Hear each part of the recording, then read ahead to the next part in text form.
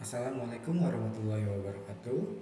Perkenalkan, saya Anang Dwi Prastio. Saya merupakan seorang technical engineer dari salah satu perusahaan IT yang ada di Jakarta. Pada presentasi kali ini saya akan mempresentasikan tentang data center. Jadi, data center itu merupakan fondasi daripada semua layanan digital dari kita seperti menonton YouTube, berkirim pesan WA atau browsing pada browser kita, itu semua menggunakan layanan data center. Lalu apa sih itu infrastruktur data center?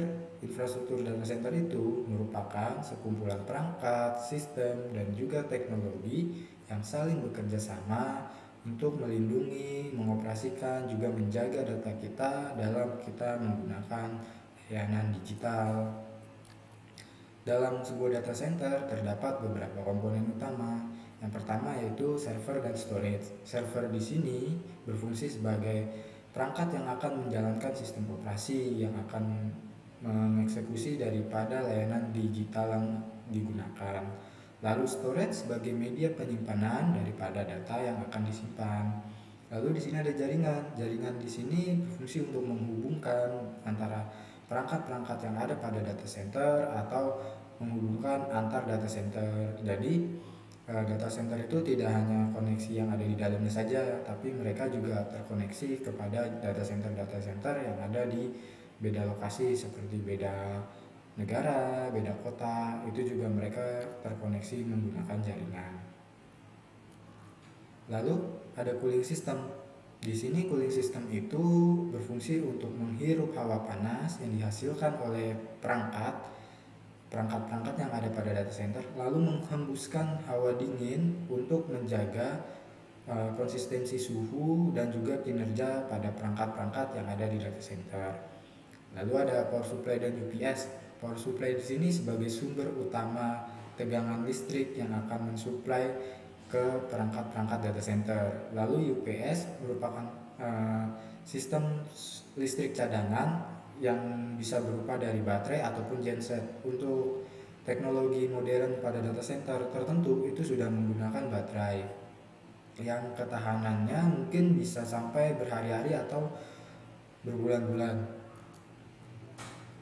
Lalu ada sistem keamanan. Sistem keamanan ini dia mencakup sistem keamanan secara fisik ataupun secara digital. Kalau secara fisik itu dari awal kita mengunjungi data center sampai kita berinteraksi dengan perangkat-perangkat yang ada di data center. Misalkan kalau kita masuk sebuah data center, kita harus melakukan sebuah registrasi, lalu kita akan menggunakan yang namanya kartu akses untuk masuk ke ruangan data center, dan juga untuk membuka raknya itu pun di beberapa data center modern sudah menggunakan pemindai retina dan juga pemindai sidik jari. Dan untuk keamanan digitalnya itu semua data dan jaringan yang ada pada data center itu dilindungi oleh firewall dan juga antivirus yang tertanam pada sistem. Lalu ini merupakan sebuah gambaran dari sebuah data center. Kalau di Indonesia itu data center itu ada lumayan cukup banyak. Yang mungkin yang paling terkenal itu salah satunya DCI, Data Center Indonesia. Letaknya ada di Bandung dan juga di Cikarang. Lalu untuk di Jakarta itu ada Cyber Tower, Cyber 2 Tower, New Centric Semanggi, dan beberapa data center lainnya.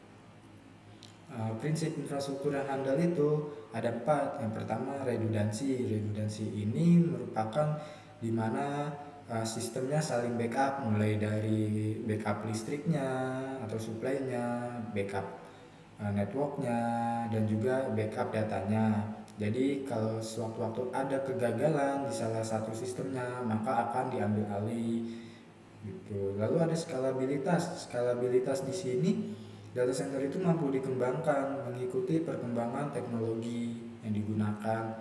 Kalau kita membangun sebuah network misalkan, kita kan biasanya membuat blueprint. Blueprint itu ada fase 1, fase 2. Nanti kalau dari fase 1, fase 2 sudah berhasil, maka akan dikembangkan lagi dia ke fase 3 mengikuti teknologi yang sedang berkembang.